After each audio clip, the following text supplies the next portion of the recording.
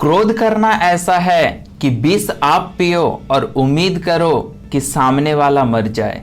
नमस्कार दोस्तों, मैं चिरंजीत हाजरा आपका दोस्त। वीडियो शुरू करने से पहले अगर अभी तक आप इस चैनल को सब्सक्राइब नहीं किए हैं तो प्लीज नीचे रेड बटन को दबा के इस चैनल को सब्सक्राइब कीजिए, साथ ही बेल नोटिफिकेशन को ऑल पे सिलेक्ट कीजिए ताकि आपके लिए बनाया हुआ वीडियो सबसे पहले पहुंच सके आप तक। दोस्तों, हम सभी को सक्सेस से, रिलेशन से, हर चीज से दूर करने वाला एक ही चीज है जो है गुस्सा। क्यों, आपको भी आता है ना गुस्सा? जी हाँ दोस्तों, ऐसे ही गुस्सा आता था एक छोटा सा बच्चा को जो हर बात बात पे गुस्सा करता था, किसी को भी कुछ भी बोल दिया करता था। एक दिन उसके पिता ने उसे एक डब्बा कांटी दिया और बोला, तुम्हें एक काम करना है, काम ये करना है कि जब भी तुम्हें गुस्सा आए तुम दीवार पे एक एक कांटी बीट देना। पहला दिन किया, लगभग 40 कांटी वो दीवार पे मारा।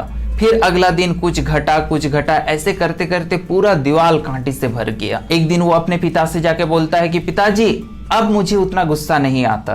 पिताजी फिर बोले कि ऐसा करो कि अब जिस जिस दिन तुमको पूरा गुस्सा ना आए उस दिन एक एक करके कांटी निकाल लेना। और ऐसे ही करते करते कुछ दिन और हुआ, लगभग सारा कांटी वो निकाल के फिर अपने पिता के पास जाके बोलता है कि पिताजी मैंने अब सारा कांटी निकाल दिया। उसके पिता उसके साथ उस दीवार के पास जाता है और बोलता है कि देखो बेटा, जब भी तुम गुस्सा करते हो तो इस गुस्सा में तुम किसी को कुछ भी बोल देते हो और ये जैसे दीवार में छेद हुआ है इसी टाइप का हर किसी का दिल में भी छेद हो जाता है। भले ही तुम गुस्सा ठंडा होने के बाद उसे सॉरी बोल दो, लेकिन जो तुम बोले हो बात वो कभी भूल नहीं सकता। दोस्तों, गुस्सा करना सबसे बड़ा नुकसान अगर हम लोग किसी का करते हैं वो खुद का ही करते हैं। गुस्सा करने से हम लोग का खुद का ही ज्यादा दिक्कत है। और ये जो आप बोलते हो ना गुस्सा आ जाता है, ये कोई टॉयलेट नहीं है या ये कोई पानी प्यास नहीं है कि जरूरी है आपको करना ही पड़ेगा। अगर आप चाहो तो इसे आप कंट्रोल कर सकते हो। इसी तरह दोस्तों, एक बार भगवान बुद्ध प्रवचन कर रहे थे और उसी प्रवचन में बैठा हुआ कोई एक सनकी आदमी आके भगवान बुद्ध के मुंह में आके थूक दिया। जब वो थूक दिया तब हर कोई, जो भी उनके भक्त थे, सब कोई विरोध करने लगा। भगवान बुद्ध मुस्कुराते हुए उस आदमी को बोलता है कि तुम्हें और कुछ बोलना है, तो वो और कुछ ना बोलते हुए चला जाता है, लेकिन उसे अफसोस होते रहता है। और अगले दिन फिर वो आता है और फिर आके भगवान बुद्ध को बोलता है कि मैं वही आदमी हूं जिसने कल आपको भरी सभा में थूका था। मुझे अपने आप में बहुत अफसोस हो रहा है, लेकिन मैंने जब थूका आप कुछ बोले क्यों नहीं? तो भगवान बुद्ध ये बोले कि अगर मैं तुमको कुछ बोलता तो उसका दुख मुझे ही ज्यादा होता, और वैसे भी जो कल हुआ है वो कल का बात को मैं कल ही भूल गया, आज तक उसे याद नहीं रखा। अगर हर बुरी घटना को याद रखा जाए तो जीवन और भविष्य दोनों बर्बाद हो जाता है।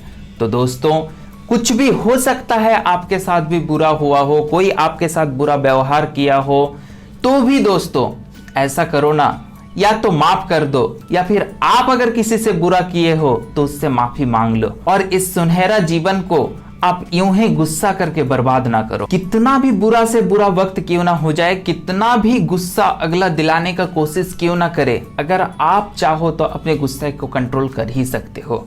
अगर आप चाहो तो सिर्फ उस समय अपने आप को बोलो पेशेंस पेशेंस पेशेंस, और सिर्फ एक दिन तक आप उसका कुछ रिएक्शन मत दो। अगले दिन देखना आपका गुस्सा जरूर ठंडा हो जाएगा। दोस्तों, इसी तरह एक राजा था जिस राजा का बहुत सारा गुलाम था, लेकिन एक गुलाम को वो बहुत ज्यादा पसंद करते थे और इस वजह से उसके सारे गुलाम उससे जलता था कि इस गुलाम से इतना ज्यादा प्यार राजा क्यों करते हैं। लेकिन राजा जानते थे ये गुलाम कम, सलाहकार ज्यादा है। एक दिन राजा सभी गुलाम को बुलाएं सिवाय उस खास गुलाम के। सभी को बुला के बोले कि चलो मैं एक प्रश्न पूछूंगा और इस प्रश्न का अगर मेरे मन मुताबिक तुम लोग जवाब दे दिए तो तुम्हारा सजा मैं मुक्त कर दूंगा। और क्वेश्चन ये करा गया कि बताओ इंसान का सबसे बेहतर और सबसे बदतर अंग क्या है? तो सभी गुलाम ने राजा को बटरिंग करने के लिए ये बोला कि महाराज, सबसे बेहतर अंग अगर कुछ है तो वो हम लोग का हाथ है, जो हाथ आपके सामने झुकता है। महाराज फिर बोले कि अब बताओ बदतर अंग क्या है? तो कोई कुछ नहीं बोल पाया। अब बुलाया गया उस खास गुलाम को और फिर उससे कहा गया कि देखो, सभी से एक क्वेश्चन किया गया है, अगर तुम इसका सही जवाब दे दोगे तो तुम्हारा भी सजा मुक्त हो जाएगा। तो वो बोलता है कि महाराज सबसे बेहतर अंग अगर कुछ है तो वो हमारा जुबान है। फिर महाराज बोलते हैं कि अब बताओ सबसे बदतर अंग क्या है? तो फिर वो बोलता है कि सबसे बदतर अंग भी अगर कुछ है तो सिर्फ हमारा जुबान है। तो जितने भी सारे गुलाम थे सब ये सोचने लगे कि आज तो ये गया। फिर राजा बोलते हैं कि तुम इसे समझाओ, तुम इसको कैसे बोल रहे हो?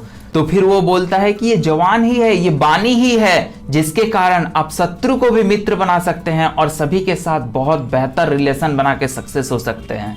फिर राजा बोलते हैं कि अब सबसे बदतर अंग कैसे है? तो फिर वो बोलता है कि ये जवान ही है, ये बानी ही है कि आप अच्छे से अच्छे मित्र को, अच्छे से अच्छे अपने रिलेशन को बिगाड़ सकते हैं और अपने ही जीवन को आप नर्क बना सकते हैं। इसीलिए दोस्तों, कीप स्माइल, हमेशा मुस्कुराते रहो, हमेशा खुश रहो और लाइफ में सक्सेस करो। थैंक यू वेरी मच दोस्तों वीडियो को देखने के लिए। वीडियो अगर अच्छा लगा हो तो प्लीज इस चैनल को सब्सक्राइब कीजिए, साथ ही लाइक, शेयर एंड कमेंट कीजिए। हम लोग जल्द मिलेंगे एक नए वीडियो में एक नए टॉपिक के साथ। तब तक के लिए सी यू, बाय बाय।